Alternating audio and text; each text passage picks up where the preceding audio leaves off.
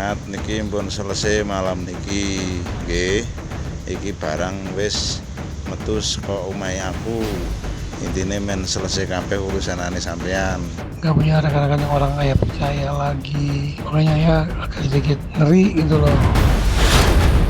Semua tamu yang ke rumah saya itu pinginnya sugih, Pak.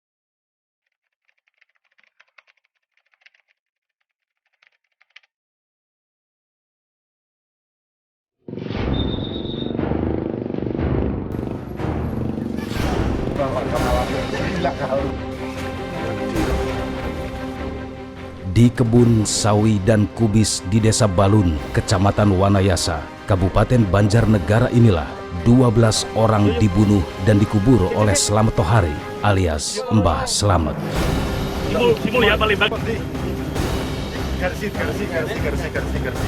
Dengan tipu daya bisa menggandakan uang, Mbah Slamet menggiring korbannya ke perkebunan miliknya untuk dieksekusi.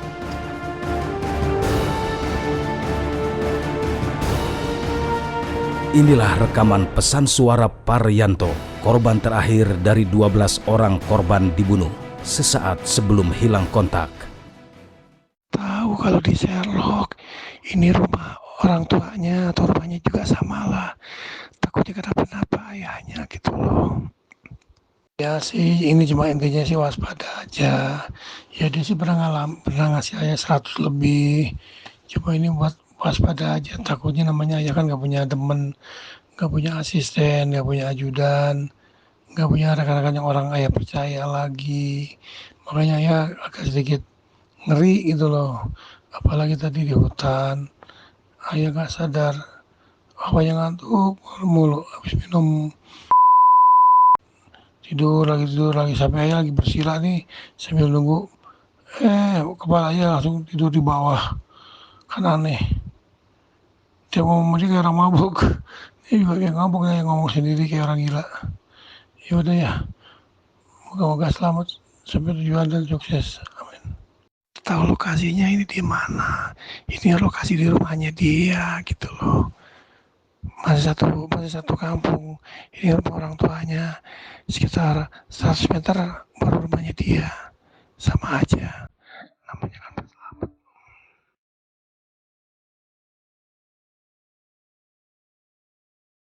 Tak cuma pesan suara, Paryanto juga sempat memberikan pesan chat pada anak-anaknya.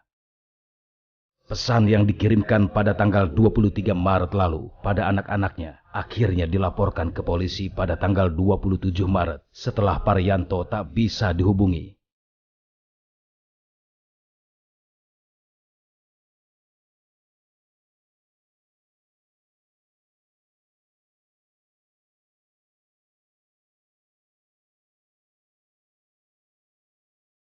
Rekaman suara dan pesan Paryanto akhirnya jadi pintu masuk bagi kepolisian Resor Banjarnegara untuk mengungkap kasus pembunuhan berantai yang dilakukan Slamet Tohari. Yang isinya yang saya bacakan ya, isi WhatsApp-nya ini. Inilah awal mula daripada pengungkapan kasus pembunuhan ini. Isinya saya bacakan ya. Ini di rumahnya Pak Slamet. Buat jaga-jaga, kalau umur ayah pendek, misal ayah tidak ada kabar sampai hari Minggu, langsung aja ke lokasi bersama aparat. Gledes tahu kok rumahnya. Inilah isi daripada WA korban ke anaknya yaitu SL. Lalu, bagaimana modus dan apa motif tersangka Mbah Slamet menumbalkan nyawa sebagai dukun durjana?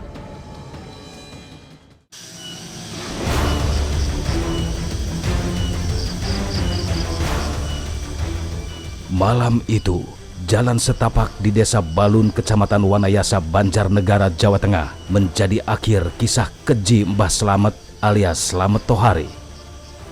Mbah Slamet ditangkap Satuan Reserse Kriminal Polres Banjarnegara di rumahnya. Pada tanggal 27 Maret tahun 2023, saudara yang namanya anak daripada korban, saudara GE, ini membuat laporan ke Polres Banjarnegara. Akhirnya kita terima laporan tersebut, di mana pada bulan Juli, saudara GE diajak oleh ayahnya untuk bertemu seseorang di Banjarnegara. Sehingga pada bulan Juli itu, saudara GE, anak daripada korban, yaitu saudara PO, diajaklah anaknya ini datang ke Banjarnegara menggunakan bus dari Sukabumi menuju ke Wonosobo. Sampai di Wonosobo bertemulah dengan saudara yang namanya Mbah Slamet alias TH.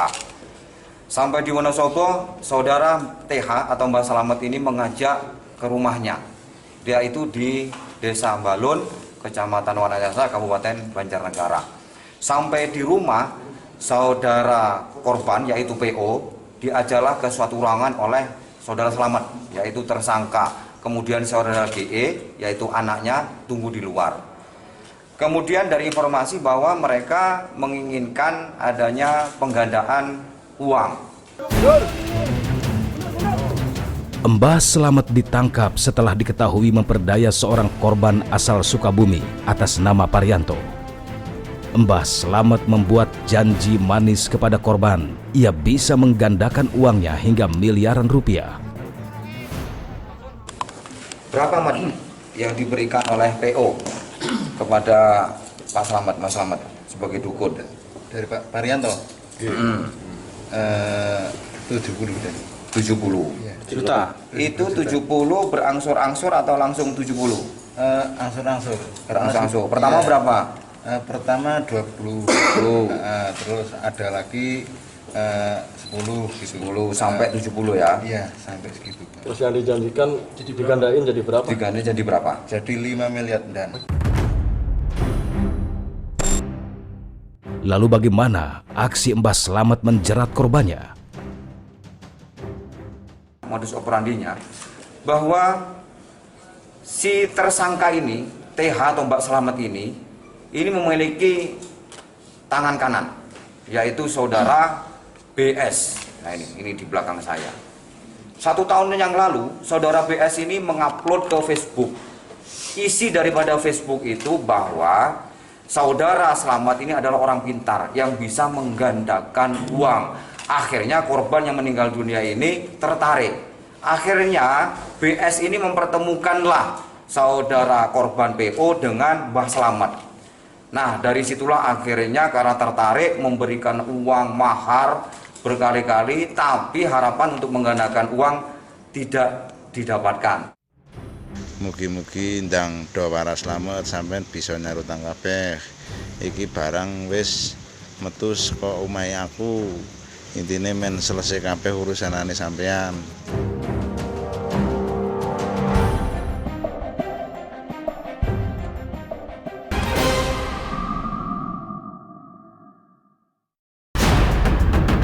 Akhir saat niki pun selesai malam niki nggih. Iki barang wis metu saka omahe aku. Intine men selesai kabeh urusanane sampean. Gak punya rekan-rekan yang orang ayah percaya lagi. Makanya ya agak sedikit ngeri gitu loh. Semua tamu yang ke rumah saya itu pinginnya sugih, Pak.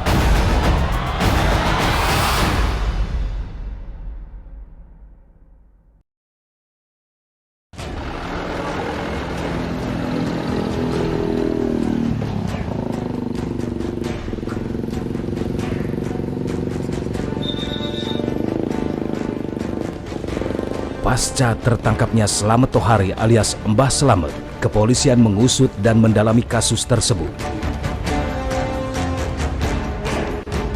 Area ladang di Desa Balun, Kecamatan Wanayasa, Kabupaten Banjarnegara menjadi lokasi penyelidikan polisi. Di perkebunan inilah akhirnya ditemukan 11 mayat lain yang telah dikubur Mbah Slamet.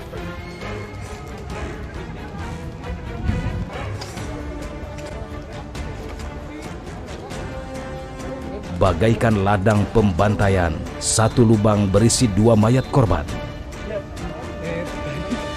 Kami saat ini berada di TKP, dapat rekan-rekan lihat, nanti juga bisa dilihat di tayangannya. Ya, pada intinya saat ini ada penambahan mengenai jumlah korban. Untuk selanjutnya mengenai jumlah korban berapa dan identitasnya nanti dapat dijelaskan di pertemuan selanjutnya oleh pimpinan kami. Itu di area kebun ya Pak ya? Di area kebun yang Iya, sama? di area kebun, masih area sama, masih yang memiliki atas nama ST. Aksi kejahatan Mbah Slamet dengan mengubur belasan korbannya menjadi catatan sejarah aksi keji dukun palsu pengganda uang di Indonesia. Beragam barang bukti hasil kejahatan Mbah Slamet disita polisi. Lalu mengapa Mbah Slamet tega hingga menghabisi nyawa para korban pasiennya? Bahwa motif dia ini, yang pertama motif tersangka ini karena kesal, sering ditagih, mana uangnya, mana uang penggandaannya. Yang kedua karena juga Slamet ini tersangka juga takut akan dilaporkan ke aparat penegak hukum sehingga diracunlah korban ini dan akhirnya dikebumikan di Jalan Setapak, daerah Wanayasa, Kabupaten Banjarnegara. Slamet Tohari akhirnya ditahan kepolisian sebagai tersangka pembunuhan 12 orang. Meski hasil otopsi antemortem belum rampung, namun 3 diantaranya berhasil diidentifikasi Polres Banjarnegara. Di antaranya adalah Parianto dan 2 lainnya adalah suami istri asal Lampung bernama Irsyad dan Wahyu Triningsih. Di 12 temuan mayat, ini baru 1 yang sudah teridentifikasi. Kemudian kemarin kita juga mendapatkan 2 temuan mayat dan diakui oleh tersangka bahwa namanya adalah saudara Irsyad. Dan kemudian tadi malam kami juga mendapatkan informasi dari warga masyarakat Lampung bahwa saudaranya pernah hilang, yaitu atas nama saudara Irsyad. Dan yang perempuan ini kebetulan istrinya bernama Wahyu Triningsih. Nah, ini kami sudah mendapatkan, sudah dari keluarganya sudah mengirim fotonya, baik Pak Irsyadnya dan Ibu Wahyu Triningsihnya. Dan ini pun sudah kami cross check kepada tersangka bahwa tersangka mengiyakan bahwa inilah yang telah dibunuh oleh tersangka, yaitu warga masyarakat Lampung. Pak Irsyad niki pun selesai malam niki nggih. Mugi-mugi ndang do waras slamet sampean bisa nyarutang kabeh. Iki barang wis metu saka omahe aku. Intine men selesai kabeh urusanane sampean.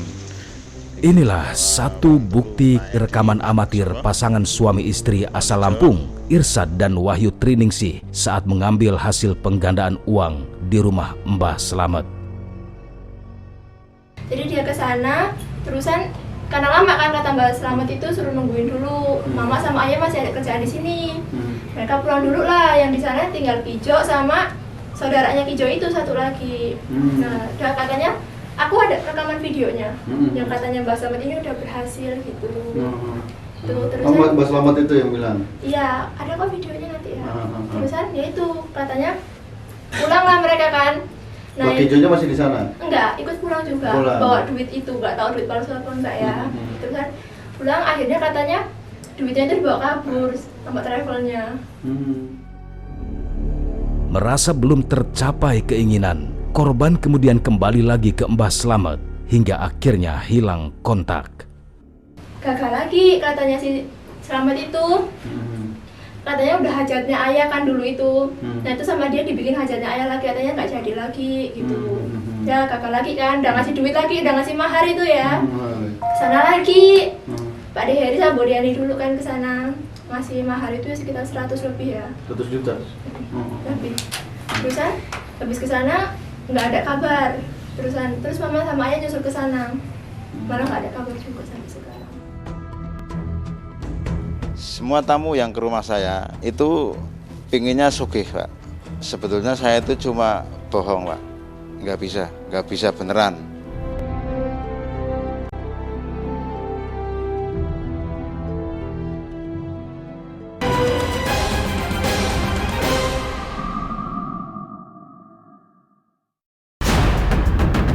Irsat niki pun selesai malam niki, nggih.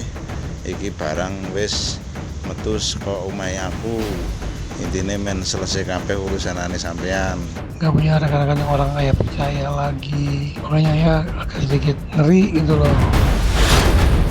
Semua tamu yang ke rumah saya itu pinginnya sugih, Pak.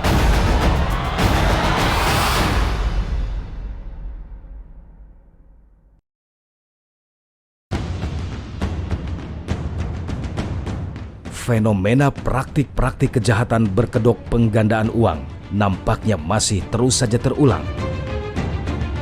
Banyaknya masyarakat yang masih saja tertipu janji manis palsu hingga menjadi korban jiwa terus berjatuhan. Lalu apa yang menjadi penyebabnya? Pertama adalah bahwa memang kan profesi dukun itu kan masih mendapat tempat ya di masyarakat kita. Dengan kata lain kalau dukun itu lalu mengatakan bahwa saya mampu berbuat sesuatu, orang relatif lebih mudah percaya ketimbang kita-kita, begitu Pak ya. Sepandai tupai melompat akhirnya jatuh juga. Mungkin itu yang dialami Slamet Tohari alias Mbah Slamet. Meski sudah sejak tahun 2020 menipu orang dan menutupi perbuatan kejinya, pada akhirnya terbongkar juga.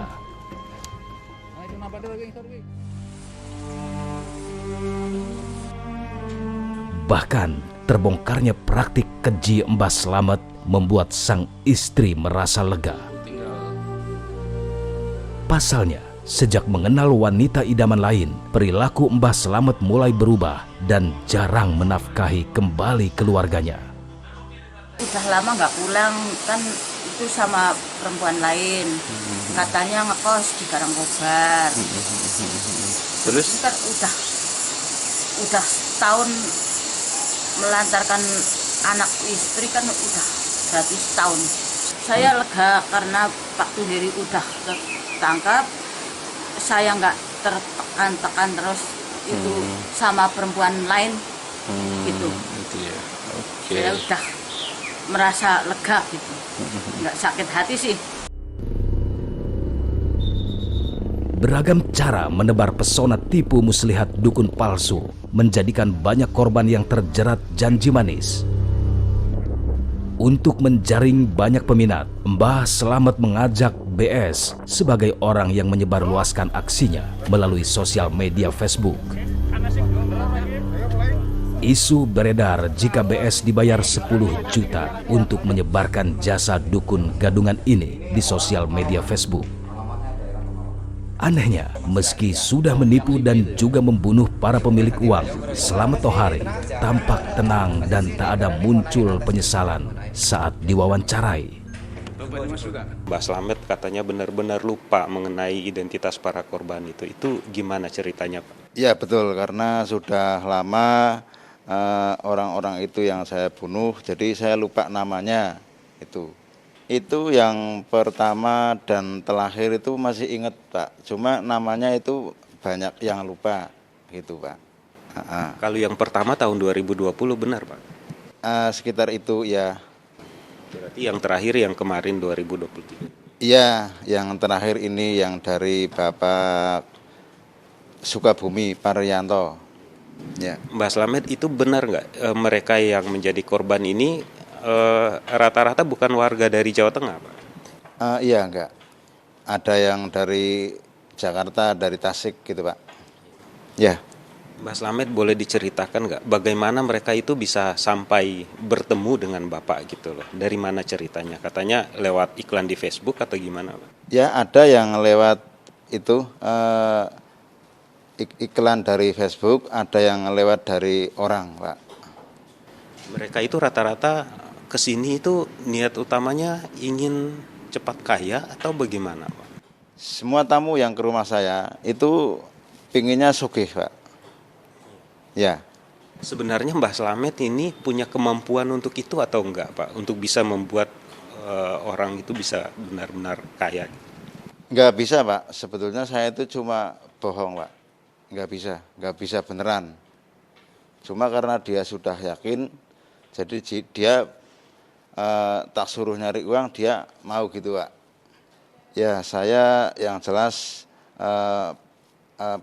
perilaku yang saya lakukan, yang jelas benar-benar saya membunuh orang, sejumlah 12 orang, yang jelas saya tobat, benar-benar tobat gitu Pak. Kalau dari keluarga saya, anak dan istri sama sekali nggak ada yang tahu kalau saya itu membunuh orang gitu Pak. Warga juga berarti nggak tahu juga? Warga apalagi Pak, itu saya bunuh itu saya sendirian, nggak ada teman. Kalau ada teman itu pasti bocor, jadi saya nggak berani, apalagi teman, apalagi keluarga gitu. Mungkin ada yang ingin Mbah Slamet sampaikan kepada para keluarga korban ini yang sudah meninggal dunia, ke-12 korban ini Mbah? Ya mudah-mudahan 12 korban itu udah ada di sana, mudah-mudahan dikasih jalan yang benar gitu Pak. Ya intinya mudah-mudahan dari pihak keluarga korban, mudah-mudahan dikasih jalan yang benar gitu.